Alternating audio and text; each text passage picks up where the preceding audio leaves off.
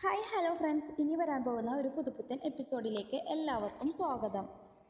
അങ്ങനെ മദ്യപിച്ചെത്തിയിട്ട് നമ്മുടെ നിധിയോട് മോശമായി പെരുമാറാണല്ലോ. അങ്ങനെ പിറ്റേ ദിവസം തന്നെ നമ്മുടെ നിധി നേരത്തെ ഓഫീസിലേക്ക് പോകുന്നുണ്ട്. ഓഫീസിൽ വെച്ചാണെങ്കിൽ നമ്മുടെ നിധിക്ക് ആകെ ഒരു ഡള്ളായിരിക്കുകയാണ്. ആ സമയത്ത് ദിവ്യ ചോദിക്കുന്നുണ്ട്, എന്താ പറ്റിയത്, എന്തെങ്കിലും പ്രശ്നമുണ്ടോയെന്ന്.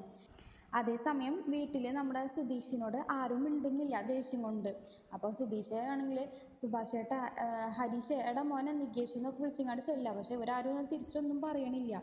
അപ്പോൾ നിങ്ങളൊന്ന് പോവാനാണ് ഹരീഷൊക്കെ പറയുന്നത് കേട്ടോ. സുധീഷ് പറയുന്നുണ്ട്, എനിക്ക് തെറ്റിപ്പറ്റി, ഞാൻ അങ്ങനെ ചെയ്യാൻ പാടില്ലായിരുന്നു, അച്ഛൻ എന്നെ പിരികേറ്റിയിട്ടാണ് ഇങ്ങനെയൊക്കെ സംഭവിച്ചതെന്നൊക്കെ പറയാം. സുഭാഷേട്ട എന്നോട് ക്ഷമിക്കുന്നൊക്കെ പറയുന്നുണ്ട് സുധീഷ് ഇട്ട. അതിനുശേഷം സുഭാഷേട്ടൻ ഹരീഷും നികേഷും ഒക്കെ പുറത്ത് പോവാണ്. ആ സമയത്ത് വീട്ടിൽ അച്ഛനും സുധീഷും മാത്രമാണ് ഉള്ളത് കേട്ടോ. അച്ഛൻ സുധീഷിൻ്റെ അടുത്ത് പറയുന്നുണ്ട്, നിന്നോട് ഞാൻ ഇങ്ങനെ പെരുമാറാനാണ് പറഞ്ഞതെന്ന്. അപ്പോൾ സുധീഷ് പറയാണ്, നിങ്ങളല്ലേ എന്നെ ഇങ്ങനെ പിരികയറ്റി വിട്ടത്, നിങ്ങൾ കാരണം ഇങ്ങനെയൊക്കെ സംഭവിച്ചത്, ഇത്രയും കാലം ഞാൻ ഉണ്ടാക്കിയ ഇമേജൊക്കെ അവളുടെ മുന്നിൽ പോയില്ലേ എന്നൊക്കെ പറയാണ് നമ്മുടെ സുധീഷ്. പിന്നീട് നമ്മുടെ നിധിയെ കോൾ ചെയ്യാണ്. അപ്പോൾ കോള് എടുക്കുന്നില്ല. അപ്പോൾ അതേമാതിരി നിധിക്ക് മെസ്സേജ് അയക്കുന്നുണ്ട്. മെസ്സേജ് അയച്ചിട്ട് നമ്മുടെ നിധി കാണുന്നുണ്ടെങ്കിലും റിപ്ലൈ ഒന്നും കൊടുക്കുന്നില്ല കേട്ടോ. അപ്പോൾ ആകെ ഭ്രാന്ത് പിടിച്ച് നിൽക്കണം സുധീഷ്. അങ്ങനെ ഹരീഷിൻ്റെ അടുത്തേക്ക് പോകുന്നുണ്ട്. അപ്പോൾ ഹരീഷിൻ്റെ അടുത്ത് ഇങ്ങനെ തെറ്റുപറ്റി, ഇങ്ങനെ ചെയ്യാൻ പാടില്ലായിരുന്നു എന്നൊക്കെ പറഞ്ഞ് ആകെ സങ്കടപ്പെട്ട് പറയാണ്. അങ്ങനെ ദിവ്യയുടെ അടുത്ത് നിധി ചോദിക്കുകയാണ്, ദിവ്യ നിൽക്കുന്ന ഹോസ്റ്റൽ എവിടെയാണ്, ഇവിടെ നിന്ന് എത്ര സമയമുണ്ട് അവിടേക്ക് എന്നൊക്കെ ചോദിക്കുന്നുണ്ട്. അപ്പോൾ ദിവ്യ ചോദിക്കുകയാണ്, എന്തെങ്കിലും വീട്ടിൽ പ്രശ്നം എന്തെങ്കിലും ഉണ്ടോ എന്നൊക്കെ ചോദിക്കുക.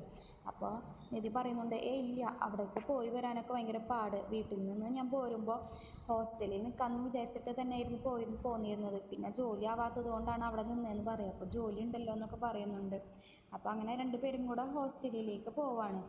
അപ്പോൾ ഹോസ്റ്റലിൽ നിന്നിട്ട് വാർഡൻ്റെ അടുത്ത് ചോദിക്കുകയാണ്, റൂമുണ്ടോയെന്നൊക്കെ ചോദിക്കുമ്പോൾ വാർഡനൊക്കെ 3 മാസത്തേക്കാണെങ്കിൽ 10,000, 1 മാസത്തേക്കാണെങ്കിൽ 7,000 എന്നൊക്കെ പറയാണ് കേട്ടോ. അപ്പോൾ നിധി പറയുന്നുണ്ട്, അഡ്വാൻസ് ആയിട്ട് ഞാൻ 7,000 തരാം, 1 മാസത്തെ വാടക എന്ന് പറയാം. അപ്പോൾ വാർഡൻ പറയാണ്, ഇവിടെ അഡ്മിഷൻ എടുക്കണമെന്നുണ്ടെങ്കിൽ ലോക്കൽ ഗാർഡിയൻ ആരെങ്കിലുമൊക്കെ വേണമെന്ന് പറയാം. അപ്പോൾ അങ്ങനെ നിധി വീട്ടിലേക്ക് തിരിച്ചു പോയിട്ട് സാധനങ്ങൾ എടുക്കാൻ പോകുന്നുണ്ട്. അപ്പോൾ സുഭാഷ് ഏട്ടനോട് കാര്യങ്ങളൊക്കെ പറഞ്ഞ് സുഭാഷ് ഏട്ടനെയും കൂട്ടി ഹോസ്റ്റലിലേക്ക് പോവാണ്. നിങ്ങൾക്ക് ഈ വീഡിയോ ഇഷ്ടപ്പെടുകയാണെങ്കിൽ ലൈക്ക് ആൻഡ് ഷെയർ ചെയ്യുക, കൂടെ സബ്സ്ക്രൈബ് ചെയ്യുക. താങ്ക്